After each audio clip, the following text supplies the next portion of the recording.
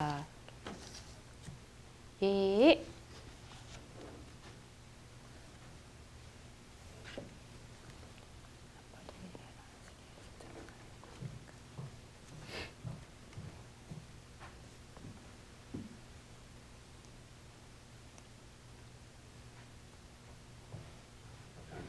네.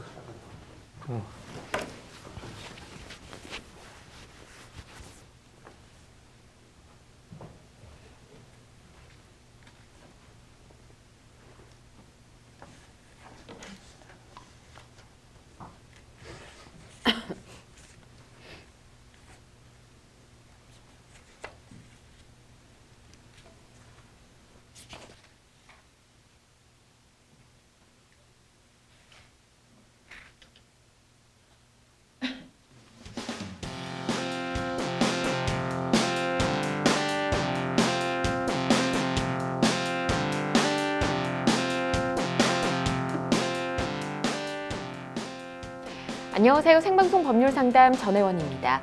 살다 보면 크고 작은 법률 문제로 어려움을 겪는 경우 종종 있으시죠?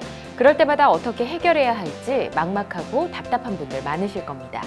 그런 분들께 힘이 되어드리기 위해서 저희 생방송 법률상담이 문을 활짝 열었습니다. 법의 도움이 필요하신 분들, 법률과 관련해 궁금한 점 있으신 분들 상담 전화 02557-8295번 연락 주시고요. 법률방송 홈페이지에 접속하신 후 법률 상담에 고민을 남겨주셔도 좋습니다. 각 분야 전문 변호사가 무료로 성심성의껏 상담해 드릴게요. 그리고 지금 이 방송 유튜브를 통해서도 실시간 함께 방송되고 있으니까요. 여러분의 많은 시청 부탁드리면서 유튜브를 통한 소통 창구도 함께 열어두겠습니다. 자, 그럼 오늘 도움 주실 두 변호사분 먼저 소개해 드릴게요. 박준철 변호사님 그리고 김태현 변호사님 자리하셨습니다. 안녕하세요. 네, 안녕하세요. 어서 오십시오. 안녕하세요. 태연법률사무소 김태연 변호사입니다. 네, 안녕하세요. 법무법인 위공의 박준철 변호사입니다. 네, 두 분 오늘도 억울하고 답답한 분들께 명쾌한 상담 잘 부탁드리도록 하고요. 먼저 접수된 상담 내용부터 미리 살펴보겠습니다. 도로 사용할 거면 사용료라도 주세요.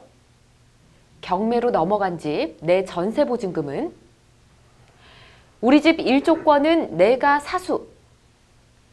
5일 안에 새 직장을 찾으라고요. 네, 다양한 상담 접수가 됐습니다.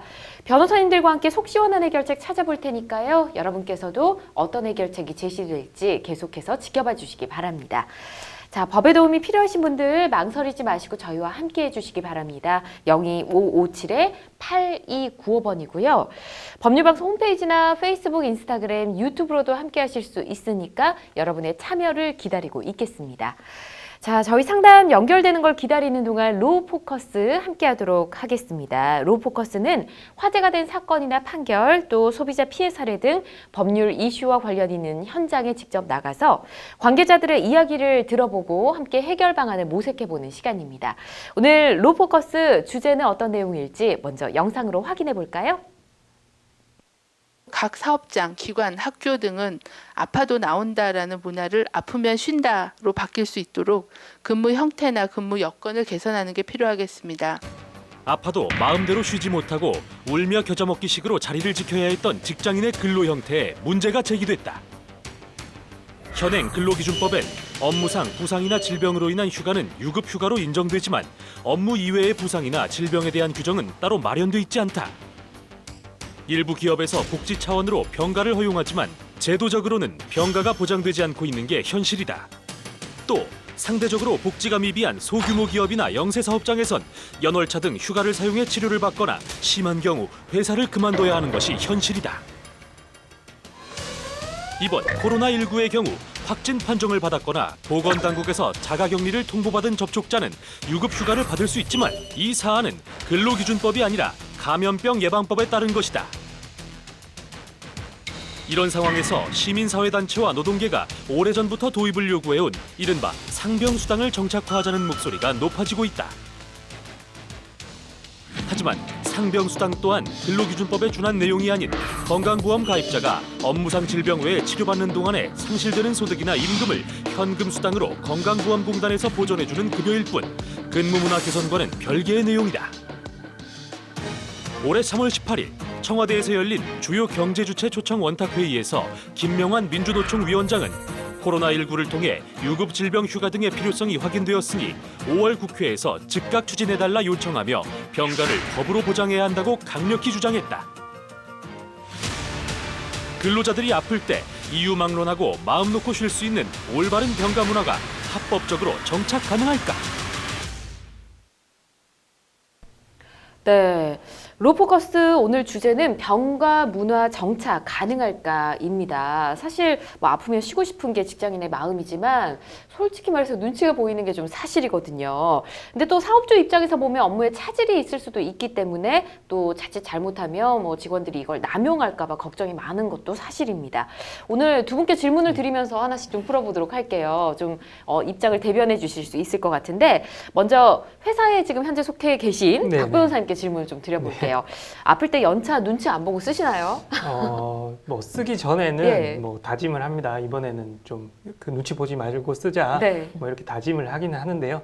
막상 쓸 때 되면 이제 좀 쭈뼛쭈뼛하게 되더라고요. 이거 아. 어쩔 수가 없는 것 같습니다. 그렇죠. 예. 좀 눈치를 보게 되는 게 사실입니다. 근데 김태현 변호사님 현재 또 사업주 입장이시잖아요. 네.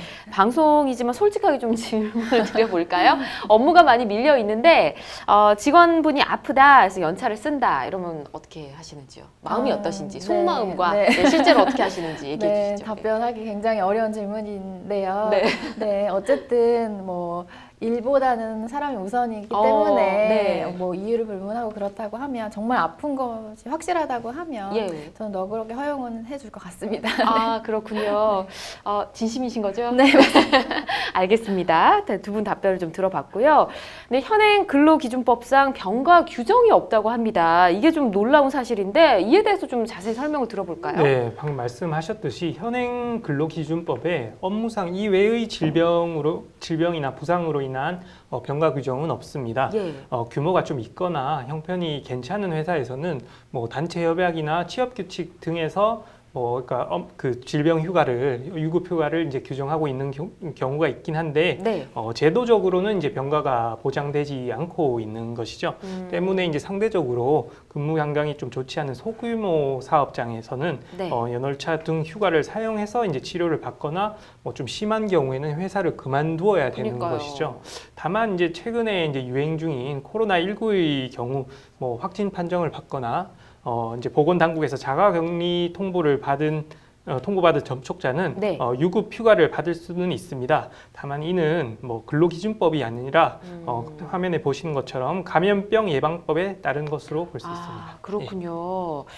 사실 이 근로기준법 개정에 대한 논의가 없었던 것은 아닌 것 같은데 왜 아직도 이런 제도적 장치가 마련되지 못한 건지 그것 좀 알아볼까요, 김 변호사님? 네. 법 개정의 논의가 없었던 것은 아닙니다.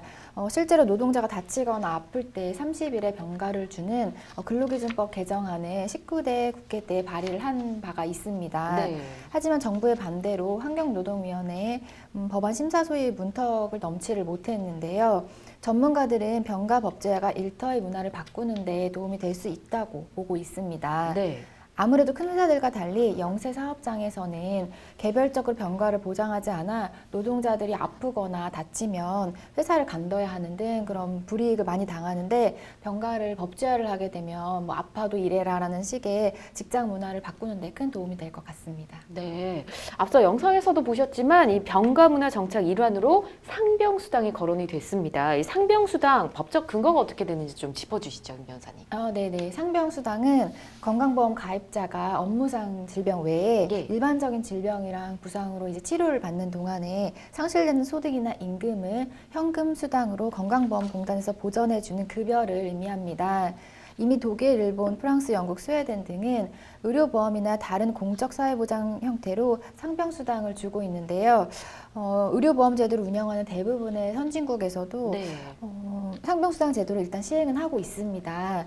우리나라는 국민건강법 법 제50조에 공단은 이 법에서 정한 요양급여 외에 대통령령으로 정하는 바에 따라 임신, 출산, 그리고 진료비, 장제비, 상병수당 그 밖의 급여를 실시할 수 있다라고 규정을 해서 상병수당의 법적 근거는 있지만 시행령에서 구체적인 임의급여를 장제비와 본인부담금 두 종류로만 한정해서 사실상 제외된 것이나 마찬가지라는 의견이 대부분입니다. 그렇군요.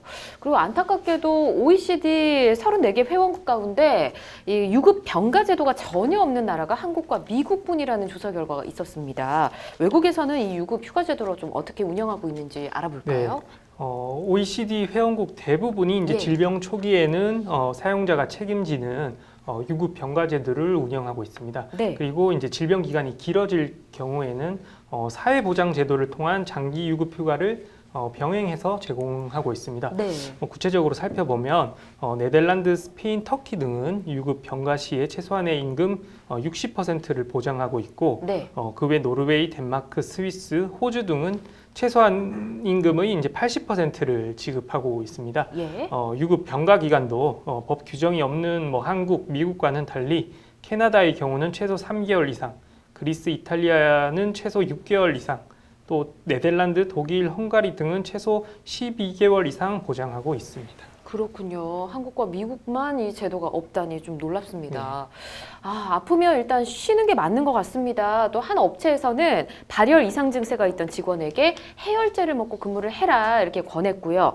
이 발열 증상이 있던 직원이 결국에는 코로나19 확진을 받아서 문제가 되기도 했었는데 아프면 쉬는 문화 정착이 시급한 것 같습니다. 그래서 이 대한상공회의소에서 코로나19 확산에 대한 피해를 최소화하기 위해서 사회적 거리두기 적극 실천과 함께 감염자에 대한 유급 휴가 부여 이 방안을 제시를 했다고 하더라고요. 내용 좀 살펴볼까요? 네네.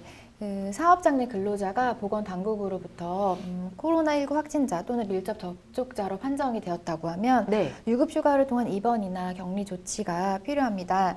이에 대해서 취업 규칙이나 단체 협약에 병가 규정이 있다면 그에 따라 처리를 하고 관련 규정이 없더라도 정부의 지원 제도가 있는 만큼 가급적이면 유급휴가를 부여하는 것이 바람직하다고 권고를 하고 있습니다. 네. 정부는 감염병 예방법에 따라 입원 또는 격리된 직원에게 유급휴가를 부여한 기업에 대해서 1일 최대 13만 원까지 비용을 지원을 하고 있습니다. 그렇군요. 코로나19로 인해 우리가 잃은 것도 굉장히 많지만 또 다시 깨우친 것도 굉장히 많은 것 같습니다. 병가 문화도 그 중 하나가 아닐까 싶은데요. 하루빨리 이 관련법이 개정이 돼서 근로자가 마음 편하게 휴식을 누릴 수 있는 때가 왔으면 좋겠습니다. 자, 지금 여러분께서는 생방송 법률 상담 함께하고 계십니다.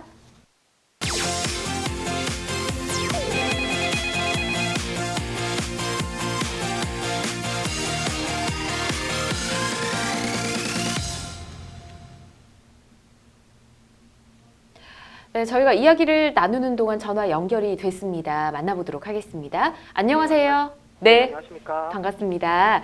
어떤 문제가 있으셔서 연락 주셨을까요? 저희 땅이 제가 2009년에 증여받은 땅이 있습니다. 2009년에 증여를 받으셨어요? 예. 예. 그 증여받을 때 네. 제 땅이 A면 저희 땅을 지나서 갈 수 있는 B 땅으로 가는 그 농로가 있었습니다. 네. 그게 농로고 차가 좀 지나갈 수 있고 예. 뭐 지적도상이나 토지대장이 등록되지 않은 땅인데 예. 그러니까 정식 도로는 아닌 거죠. 예. 그리고 거기가 전이고 논으로 현재 사용 중인데 네. 거기를 그냥 그 원래 사용했던 분 이야기 들어보니까 한 30년 정도 쓰셨다고 하시더라고요. 그 일을. B 땅을 가지고 계신 분이 그걸 30년 정도 쓰셨다는 거죠? 예. 예. 그래서 제가 2009년에 가져와서 그 전부터 쓰고 계셨는데 네. 저희도 이제 뭐 따로 뭐 통행료를 받거나 뭐 길을 막거나 이런 생각은 한 번도 해본 적이 없는데 예. 이제 작년에 좀 문제가 되는 게 네. 뭐 사실관계 제가 파악한 사실관계로만 설명드리면 예.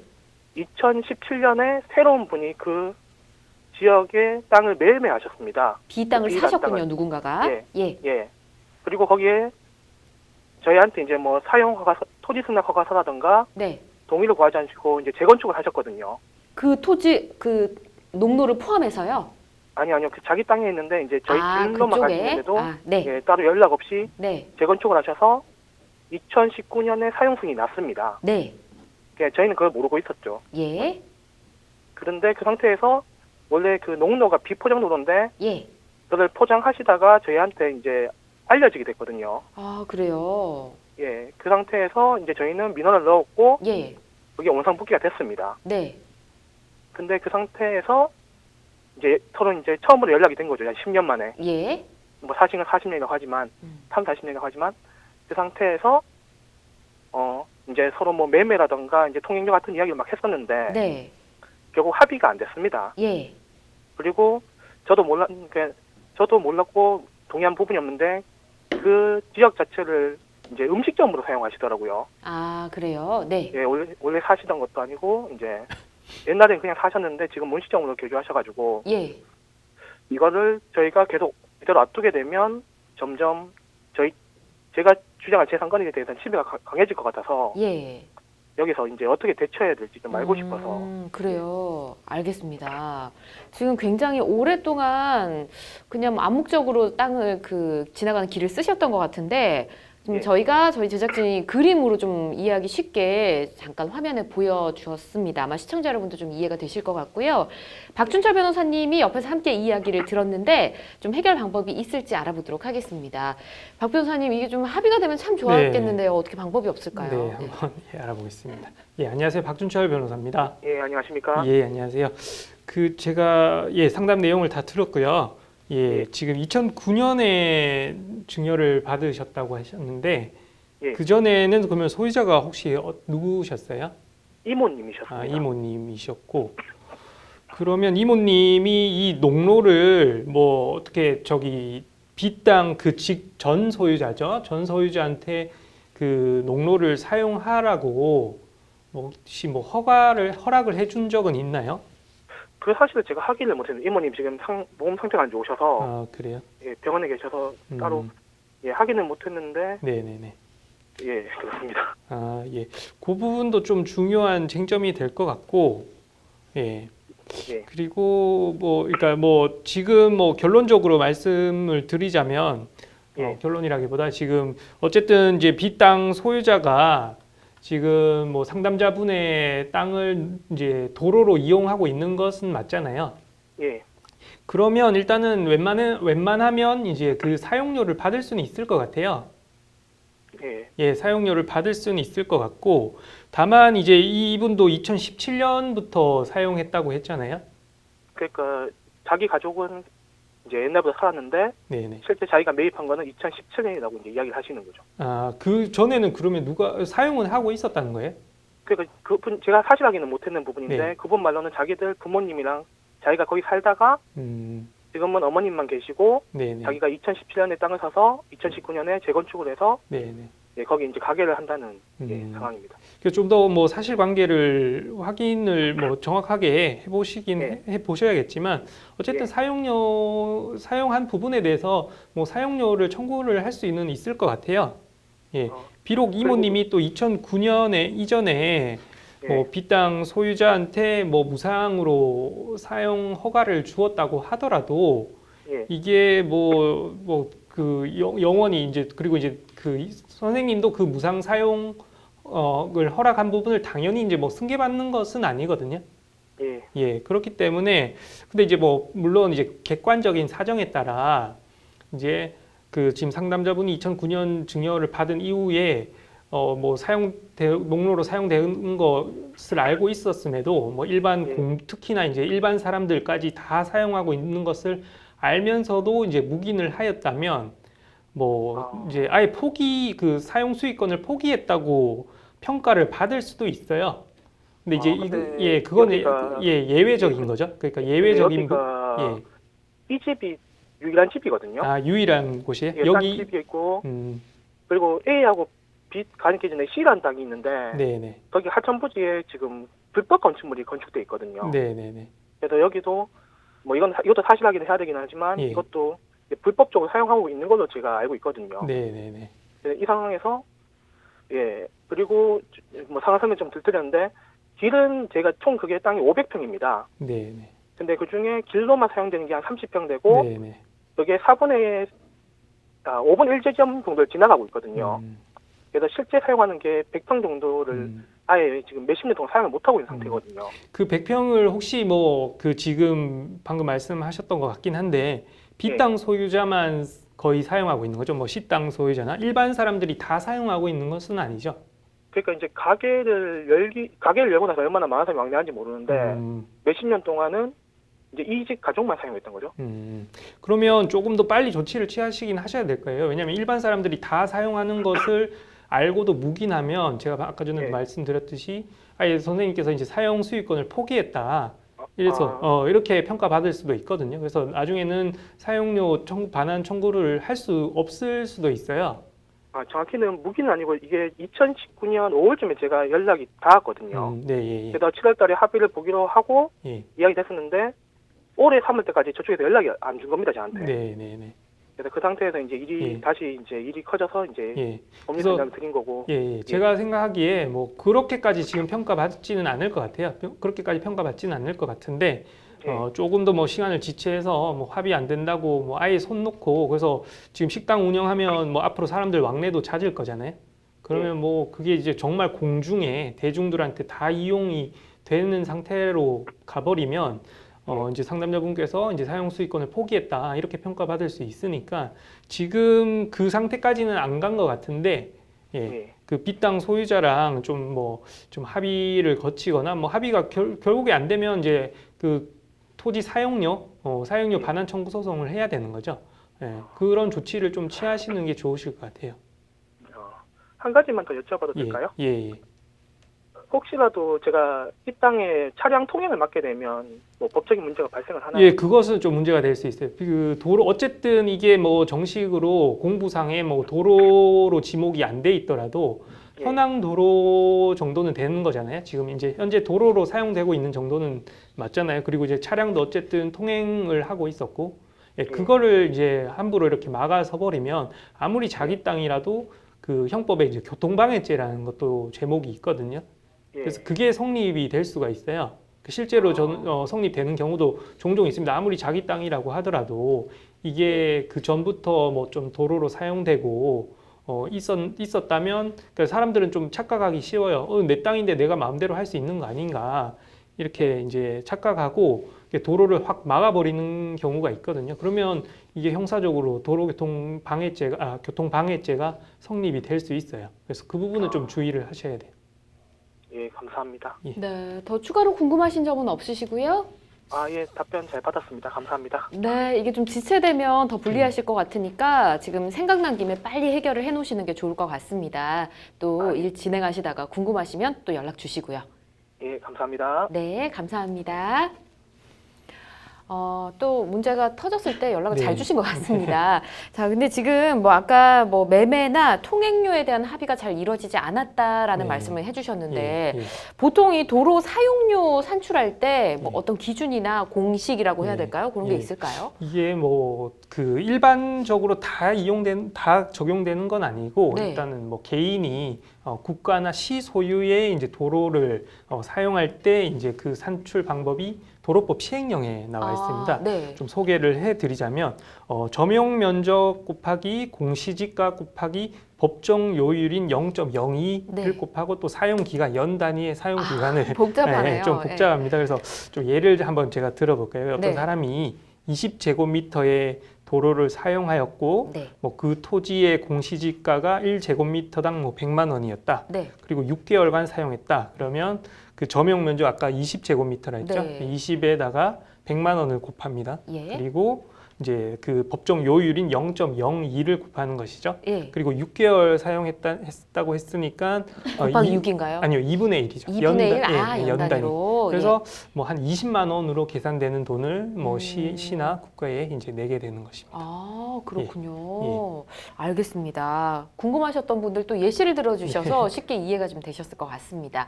자, 비슷한 고민이 있으신 분들 이런 기준도 또 알아두시면 좋을 것 같고요. 저희는 계속해서 다음 상담 이어가 보도록 하겠습니다. 안녕하세요. 네, 안녕하세요. 네, 반갑습니다. 어떤 고민이 있으실까요? 네, 제가 집에 전셋집을 이제 입주를 했는데 네. 그 집이 경매에 넘어가가지고 옆집에 사시던 분이 제가 이사 들어오고 얼마 있다 이사를 나갔는데 네. 나가면서 밑에 집이 이제 한 주택이에요. 예. 주택인데 1층에 있는 주인이 사시고 위층에 저랑 옆집이 살았는데 이사를 나가면서 전세금을 못 돌려받으면서 네. 그분이 이제 경매까지 됐거든요. 아, 그러면 지금 어떤 뭐 일단 어떤 주택에 그러니까 주인이 하나인 거잖아요. 그렇죠? 네, 아랫집에 주인이 살고. 아랫집에 주인이 살고. 네. 아, 그렇군요. 지금 전세 들어가신 지는 기간은 얼마나 되셨나요? 작년 6월에 들어왔어요. 작년 6월, 2019년 6월에 전세에 들어가셨는데 전세 보증금은 얼마일까요? 저의 전세 보증금은 9천만 원이고, 예. 집에 원래 제가 들어갈 때 근저당권이 네. 3억 6천이 채권 최고액이 잡혀 있었고요. 근저당권이 3억 6천 있었고. 네, 원금은 3억 정도 된다고 하시더라고요. 네네. 옆집이 1억 3,500으로 2순위로 지금 있고요. 1억 3천 옆집이 2순이고요. 네, 1억 3,500, 아, 제가 경매 3순위 9천만 원 이렇게 있는데, 아, 1순위는 그러면 다른 사람이네요. 근저당이 1순위. 아, 여기 1순위고 2순위고 지금 전화 주신 분이 3순위고요. 네네. 네. 아, 집이 감정가가 지금 한 7억 1,500이 나왔다고 하더라고요. 네. 근데 아직 경매대에 전화해봤는데 지금 경매 진행하는 게 작년 7월쯤 사건이래요. 그래서 예. 아직 1년이나 더 남은 상황이고 예. 감정가에서 계산을 해봐도 제가 손해볼 수도 있을 것 같아서 예. 뭐 미리 준비해야 될 건 없는지 아니면 그 사이에 좀 궁금한 것들도 있어서 이렇게 전화드렸습니다. 그렇군요. 전화 잘 주셨습니다. 아직 전세 기간은 좀 남아 있으실 것 같고요. 일단 거주하시면서 네, 한 1년 조금 예. 넘게 남았습니다. 그러니까요. 그래서 거주하시면서 미리 좀 대비를 하시려고 연락 잘 주신 것 같습니다. 저희가 김태원 변호사님이 함께 듣고 계셨으니까 요거 해결 잘 될지 좀 짚어보도록 하겠습니다. 네. 감정가와 뭐 근저당 설정 순위까지 다 들으셨는데요. 네. 한번 인사 나눠보시죠. 네, 안녕하세요. 저 김태현 변호사입니다. 아, 네, 안녕하세요. 네, 안녕하세요. 네, 이야기 잘 들었고요. 요즘에 이렇게 전세 보증금 반환을 못 받으실까 봐 걱정하시는 분들이 굉장히 많고, 거주하시는 집이 경매 이제 절차에 진행이 되는 경우가 많거든요. 그래서 걱정이 네네. 많으실 텐데, 우선은 궁금하신 부분 답변을 드리기 위해서 혹시 지금 인천에 어떤 쪽에 거주를 하고 계신지 구를 좀 말씀해 주실 수 있으세요? 혹시 잘 못 들었었는데 뭐라고 하셨죠? 어느 쪽에 거주하고 계신지 좀 말씀해 주실 수 있으세요? 창원이요. 창원에 계세요, 지금? 네, 경남 창원이요. 경남에 계신 거예요? 네네. 그러시고, 그리고 아까 보증금은 9천만 원이라고 말씀을 하셨고, 네네. 그리고 혹시 그 근저당권이 설정이 되어 네네. 있다고 하셨는데, 그 설정됐던 기간 언제였는지 혹시 뭐 기억을 하세요? 잠시만요. 네.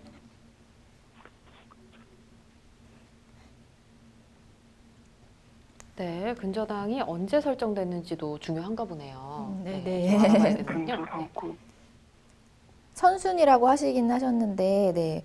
혹시 2014년에 근저당권 설정돼 있었어요. 2014년에, 그러시고, 일단은 말씀을 드리면, 대략적으로 봤을 때, 그, 은행에서 보통 한 120에서 한 130% 정도 이렇게 근저당 설정을 하기 때문에, 말씀하신 대로 선순위권자 이신 은행 쪽은 아마 이제 원금이 한 3억 정도 되시는 상황이 맞으실 것 같고, 네네. 그리고 그 옆집에 계신 분은 지금 보증금 한 1억 3,500만 원 정도라고 원금을 말씀하신 것 같아서, 네네. 그렇게 생각을 하고, 그렇게 계산을 했을 때 선순위가 한 4억 3,500만 원 정도 되거든요. 채권 최고의 기준으로 한다고 하더라도, 한 4억 9,500만 원, 약 5억 원 가까이 되고 있어요, 지금. 그런데 네. 감정 가액이 지금 7억이 넘게 나오셨다고 말씀하셨잖아요. 1억 1,500만 원. 네네, 1억 1,500만 원이면은 지금 사실상 어떤 우선 변제가 아니라고 하더라도 지금 변제는 거의 가능하실 것 같긴 하거든요. 그런데 이제 이 경매에서 우선순위 배당하는 순서가 있어요. 근데 지금 제가 얘기를 들어보니까 경남이시면 보증금 9천만 원이 되신다고 하면 지금 최우선 면제 대상은 아니신 걸로 보여지거든요. 네, 맞아요. 네네. 그래서 우선은 제일 먼저 공제가 되는 부분이 이제 경매 비용이나 뭐 필요비, 유익비 이런 것들인데 사실상 경매 비용이 이렇게 고액으로 나가진 않거든요. 그래서 뭐 그 부분 너무 크게 걱정 안 하셔도 될 것 같고 혹시 뭐 이런 경우가 있어요. 임금이 밀려서 혹시 뭐 그 집주인분이 사업주라서 뭐 임금이 밀려가지고 개인 사업자인데 뭐 임금이 밀려 있거나 퇴직금 같은 게 밀려 있거나 그래서 3개월치 정도는 이제 공제가 될 수가 있는데 뭐 인원이 네. 굉장히 많은 게 아니라고 하면 그것도 크게 이렇게 뭐 변수가 되실 것 같진 않아요. 네네. 그리고 이제 제일 많이 변수가 되는 부분이 조세 부분인데 통상 이렇게 가지고 계신 소유하고 계신 건물이나 집이 경매에 가는 경우는 세금이 많이 누적된 경우가 사실 많기는 하거든요. 네네. 그래서 이제 상황에 따라서는 이게 그 상속증여세, 뭐 종부세 등등 해서 관련 세금이 조금 가산금까지 포함해서 먼저 선순위로 공제가 될 수 있어서 그 네. 부분이 조금 우려는 되는데 그 세금은 지금 당장에 확인하시기는 어려우시잖아요. 네, 그렇죠. 네네. 그래서 그 세금 액수가 뭐 2억 이상이 되지 않는다고 하면 지금 뭐 제 생각에는 9천만 원은 전액 회수가 가능하실 것 같거든요. 그런가요? 근데 네네. 제가 계산해 보기로는 보통 네. 처음에는 낙찰 그 감정가로 바로 낙찰이 잘 안 되잖아요. 부동산 건물이. 그러니까 뭐 그럴 순 있죠. 그게 만약 유찰이 되거나 그러면 보통 20% 낮은 가격으로 다시 경매가 매각이 되고 그렇게 되긴 하는데 여기가 뭐 그러면은 혹시 뭐 이렇게 매수나 이런 게 원활하지 않은 곳인가요? 거주하고 계신 집이나 그쪽이? 아니요, 뭐 건물이 사는 곳이 제가 그렇게 뭐 촌 그런 곳은 아닌데 네. 뭐 거래가 그렇다고 또 뭐 활발한 거는 잘 생각하기도 한데 하여튼 보통 낙찰이 지금 유찰이 2번만 되더라도 네네. 제 돈은 못 받을 것 같더라고요. 그러니까 사실상은 낙찰이 바로 안 되고 유찰 한 번이 되면은 여러 가지 비용 공제하면 100% 해서가 좀 어려울 수는 있는데 만약에 네. 여기가 수급이 원활한 쪽이라고 하면 그렇게 할 수 있고 그리고 어떤 경우에 따라서는 이게 헐값에 매각이 되는 거를 집주인이 원하지 않기 때문에 지인이나 뭐 친족들이 그거를 뭐 매수하는 경우도 종종 생기거든요. 그래서 말씀하신 대로 유찰이 2번 정도 되는 거는 3번까지 되는 경우는 흔하진 않거든요. 그래서 만약에 한 번 정도 유찰이 된다고 하면 약간 뭐 1,000만 원 뭐 이 정도의 손해가 있을 수는 있는데 유찰이 2번까지 될 가능성이 만약에 별로 없다고 하면 크게 걱정을 안 하셔도 될 것 같고 이거는 사실 그 매각이 어떻게 되는지 그리고 가지고 계신 소유권자분이 이거를 뭐 주변 분들을 통해서 매수할 수 있는 능력이 있으신 건지 지인분들이 그런 걸 하실 수 있는 건지 그런 거에 따라 좀 다르긴 하거든요. 그래서 만약에 유찰이 2번이 된다고 하면 사실상 소유권자는 이거 매매하는 거에 별로 실익이 없으실 수도 있어요. 그래서 지인분들이 그럴 것 같으면 본인들이 구입을 한다거나 아니면 빌려줘서 산다거나 그런 경우도 종종 있어서 뭐 예측이 가능한 상황은 아니지만 이게 왜냐하면 또 수급이 원활한 곳이라고 하더라도 또 운이 안 좋으면은 그때 유찰이 되는 경우가 있거든요. 네네. 네네. 그래서 당장에 미리 이렇게 걱정을 하실 필요는 없으신 상황으로 보여지고 걱정이 되시겠지만 지금 뭐 최우선 변제권이나 이런 건 해당이 안 되시다 보니까 네. 이게 어느 정도 금액에 낙찰이 되는 게 좀 중요할 것 같거든요. 그래서 네. 그리고 그 사이에 시세가 조금 오른다면 더 유리할 텐데 뭐 시세가 점점 요즘에 많이 그 매매가가 하락을 하고 있는 추세라 가지고 만약 그러면 좀 불리하실 수도 있을 것 같긴 해요. 그래서 일단은 그 시세 정도의 변동은 폭은 크진 않을 것 같은데 말씀하신 유찰이라는 그런 변수가 있으면 조금 그거에 따라 손해를 보실 수도 있을 것 같긴 하거든요. 네. 그래서 만약에 이제 그렇다고 하면 이분 관련해서 재산이 요거밖에 없으신 상황이신 거예요? 혹시 확인을 해보셨어요? 그게 네. 집 주인이 할아버지인데 음. 실제적인 경제를 지휘한다고 해야 되나? 하여튼 그분 아드님이거든요. 근데 제가 네. 어떻게 보면 할아버지랑 계약을 한 거라서 그것도 한 게 걱정이거든요. 계약은 그 실제 명의자분이랑 하신 게 아니고 그분의 아버님이랑 하셨다는 말씀이세요? 그렇죠. 그러니까 경제 행사는 아드님이 하시는 건데 네. 그쪽에 돈 관리나 이런 거는 네. 근데 제가 직접적인 계약은 이제 집의 주인인 아버님이랑 한 거죠. 그 아드님의 아버님.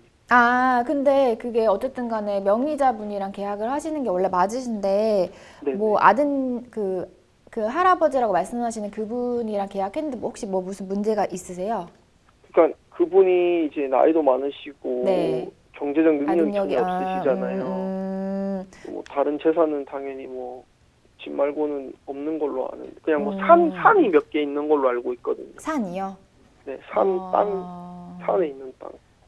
근데 만약에 이제 어쨌든 간에 재산이 없는 것보다는 산이든 뭐든 가지고 계신다고 하면 네. 그걸 나중에 이제 또 같은 절차를 통해서 뭐 할 수 있는 방법이 있기 때문에 그 집주인분이 어떤 재산을 갖고 계신지 보셔야 되고 그리고 그 어쨌든 간에 이 아들분이 나중에 이분이 아버님이 돌아가시게 되면 상속인이 되실 거기 때문에 이렇게 네. 고령이신 분인 경우에는 좀 기다렸다가 상속인한테 청구하는 경우도 있거든요. 어쨌든 채무가 상속이 되기 때문에 그런 경우도 있어서 너무 혹시라도 손해를 보시게 된다고 하더라도 바로 포기하시지는 마시고 어차피 네. 고령이시라고 하니까 사망을 하시게 된다고 하면 뭐 채무가 상속이 될 거고 아드님이나 주변 뭐 자녀분들이나 배우자분이 어느 정도 경제력이 있으시면 그것도 청구해 볼 수 있는 일이니까 그리고 또 특히나 이 보증금 자체가 엄청 고액이라서 절대 변제할 수 없는 금액은 아닐 거고 어쨌든 이번 경매 과정에서 일부라도 보전은 될 걸로 보여지거든요. 그러면 전액이 회수가 안 되는 부분은 그렇게 이제 상속인분이나 아니면 이 그 할아버지라고 말씀하신 그 집주인분 그 소유자분의 어떤 재산 다른 거를 좀 파악하시는 건 중요하실 것 같아요. 그 만약에 할아버지가 돌아가시기 전까지는 아드님이나 그런 다른 가족들한테는 제가 어떠한 법적인 걸 할 수는 없는 거죠. 네, 사실상은 그렇죠. 그러니까 뭐 법률적으로 강제하거나 그럴 수 있는 방법은 없으시고 뭐 이제 그런 도움을 요청하시거나 왜냐면 이제 아들분이 대신 약간 변제해주고 그런 경우도 있거든요. 금액이 아주 고액이 아니라면 그래서 그렇게 사실적으로 좀 도움 요청하시는 거는 방법일 수 있는데 뭐 법률적으로 이분들한테 강제하실 수는 없으세요. 네. 네, 도움이 되셨으면 좋겠습니다. 더 궁금하신 점은 없으실까요? 혹시 예. 은행에서 채권 최고액을 설정해 놓았잖아요. 네. 근데 그 집주인분이랑 통화했을 때 지금까지는 이자를 잘 내왔대요. 그러니까 원금 빼고 이자만 계속 내오신 상태인데 나중에 이제 배당 금액이 은행의 1순위로 떨어질 때는 그 원금 플러스 이제 지금까지 원금이 올해 1월부터 못 낸 걸로 알고 있는데 그 원금 플러스 그 이자만 가져가는 건지 아니면 그냥 채권 최고액을 다 가져가는 건지.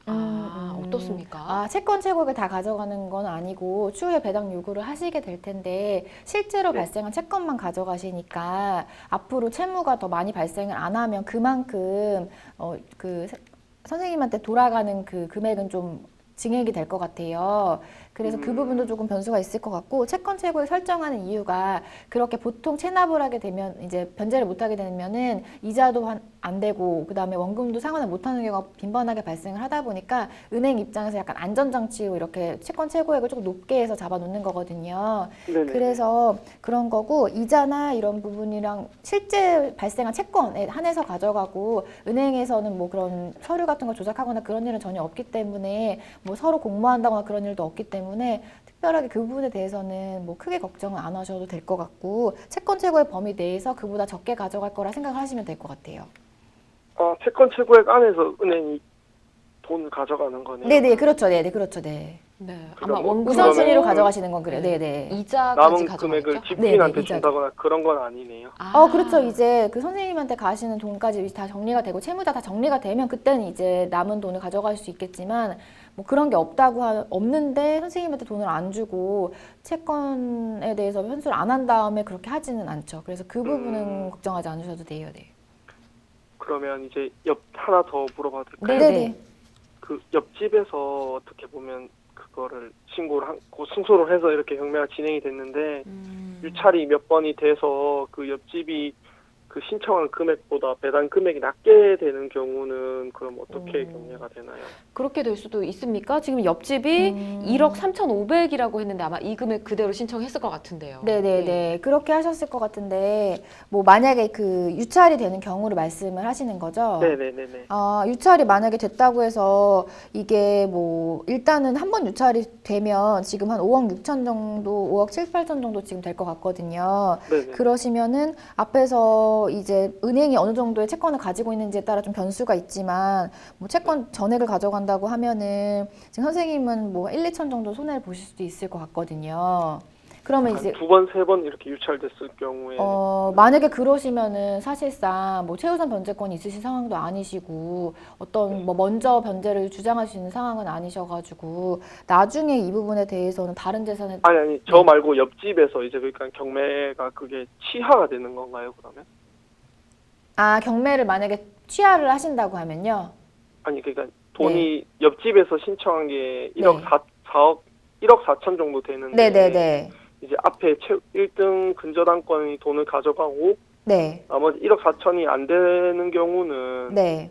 이제 어떻게 되나요? 경매가 집에서 경매 뭐 취소하는 건가? 취하되지는 않고 통상적으로 왜냐면 어차피 은행도 채권 회수를 하셔야 되는 거니까 뭐 은행에서 네. 취할 수는 있는데 그게 이제 뭐 그 채무자 분야 협의가 된다면 모르겠는데 그렇다고 하더라도 보통 통상적으로는 은행에서 채권을 회수를 하고 이제 두 번째 그 수인이 계신 옆집 분이랑 그 다음에 선생님 같은 경우는 다른 재산을 좀 알아보셔야 될 것 같아요.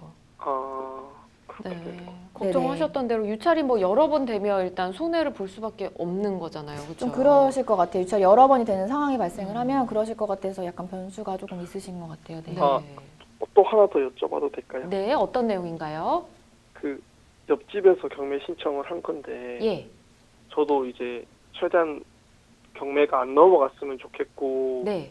뭐 주인분 입장에선 당연히 그렇겠고 네. 경매라는 게 또 시간도 엄청 오래 걸리는데 네.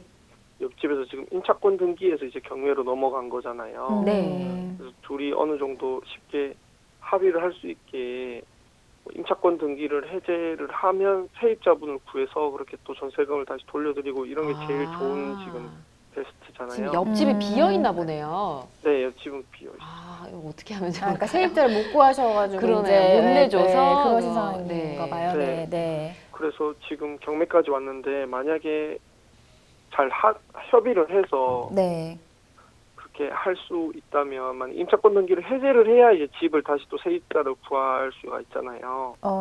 그렇죠. 뭐 있어도 구할 수는 있는데 실질적으로 보통 다 꺼려 하시니까 그렇죠. 네.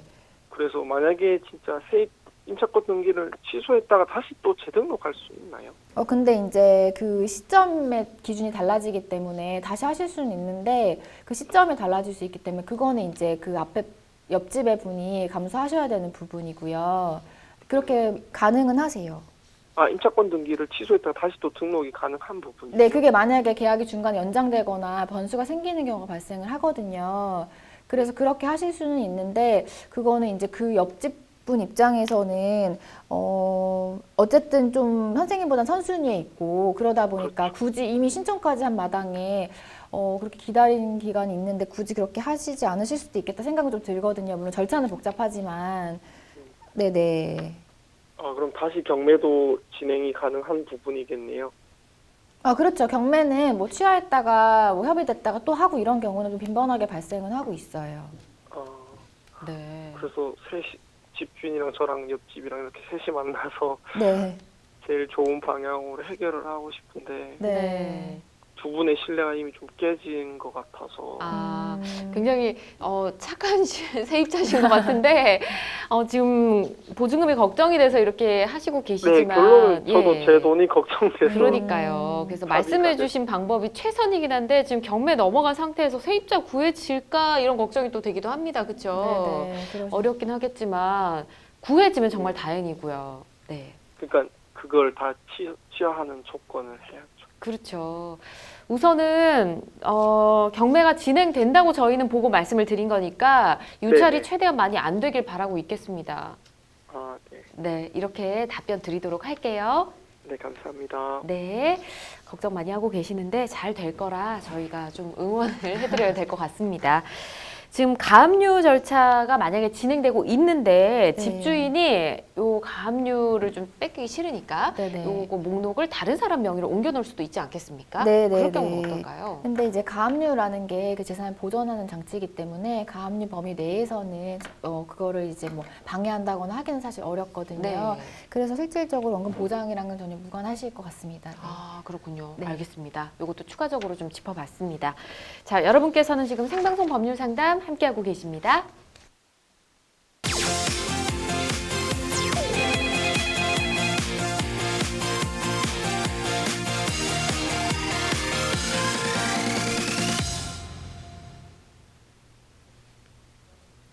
법률적인 문제로 고민이 있으신 분들 주저하지 마시고 저희에게 연락 주시면 됩니다. 02557-8295번이고요. 화면에 나가고 있는 전화번호로 연락을 주십시오. 법률방송 홈페이지나 페이스북, 인스타그램, 유튜브도 열려 있으니까 언제든 고민 남겨주시면 방송을 통해서 여러분의 고민 무료로 풀어드리도록 하겠습니다. 자, 이제 홈페이지를 통해 들어온 고민 만나봅니다. 내용부터 살펴볼게요. 저희 집은 현재 노후 단독주택으로 부동산 업자들이 매매 관련 문의를 자주 하곤 했습니다.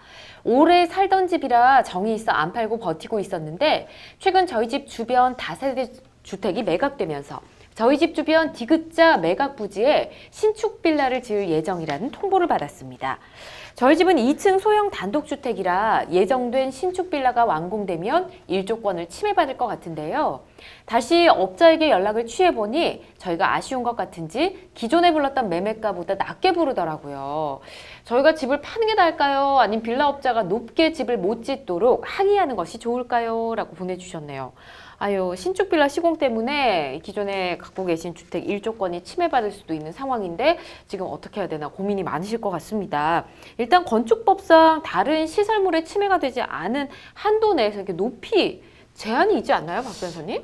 예, 정확히는 이렇게 네. 높이를 건축법에서 직접적으로 제한한다기보다 네.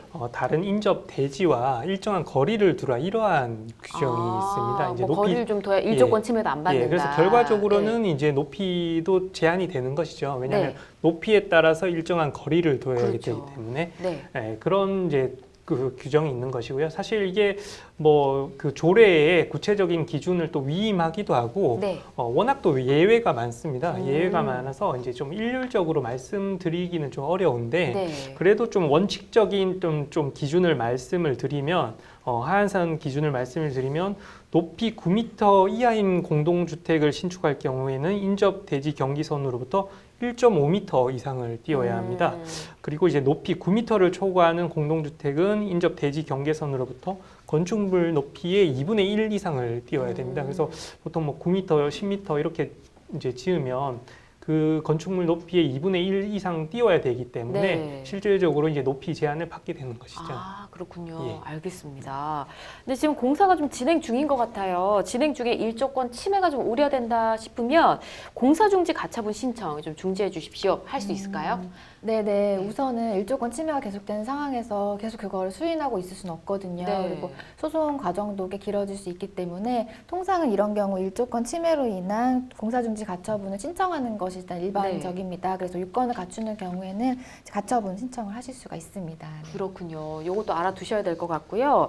만약에 일조권을 침해받게 시공이 됐다면 손해배상 청구를 할 수 있지 않을까 싶은데요. 어떻습니까? 예, 그렇습니다. 다만, 근데 뭐 일조권이 침해되었다고 모든 경우에 손해배상 청구를 할 수 있는 것은 아닙니다. 그래요? 예, 여기에도 또 하나의 이제 기준이 있습니다. 예. 그 대법원 판례에서 좀 일흥의 기준을 정했는데요. 이것도 좀 소개를 해드리자면 일조량이 가장 적은 동짓날을 기준으로 합니다. 네. 동짓날을 기준으로 오전 9시부터 오후 3시 사이에 연속 2시간 이상 또 이제 오전 8시부터 오후 4시 사이에 총 4시간 이상 햇볕이 들지 않으면 일조권 침해로 보아 이제 손해배상 의무가 발생하는 것이죠. 네. 따라서 이 기준을 충족하지 못한다면 전보다 뭐 햇볕이 좀 덜 들어온다고 모든 경우에 다 이제 손해배상 청구를 할 수 있는 것은 아닙니다. 네. 뭐 예를 들면 뭐 기존에는 우리 집에 한 4시간, 5시간 이제 햇볕이 들어왔는데 네. 뭐 한 20분 줄었다. 옆에 예. 건물이 생기면서 그렇다면 뭐 하루에 20분 줄은 거에 대해서 손해배상을 하라. 이렇게는 할 수 없는 것이죠. 뭐 법적으로 말하자면 그런 것은 이제 공동생활 할 때 네. 수인해야 된다. 뭐 이런 이제 판례를 기준을 제시한 것입니다. 아, 그렇군요. 참 난감하네요. 그러면 미리 좀 어떻게 공사를 못하게 하는 게 방법일 것 같기도 하고, 예, 예. 그렇죠? 알겠습니다. 주변 토지를 매입한 부동산 업자한테 다시 연락을 좀 이분이 하셨어요. 근데 처음보다 뭐 이분이 아쉬워서 다시 전화했다고 생각을 하시는 것 같은데 매물가를 좀 낮춰서 얘기를 했다고 하거든요. 이렇게 불렀다고 할 경우에는 공인된 주택 감정업체가 있지 않습니까? 이런 업체를 불러서 우리 집값을 조금 감정해 봐 주십시오. 이게 더 낫지 않을까요? 어떻습니까? 네네. 일반적으로 이제 토지 감정을 하시면은 뭐 공시지가보다 더 높은 가격이라고 생각하시는 하시는 분들이 많으신데 네.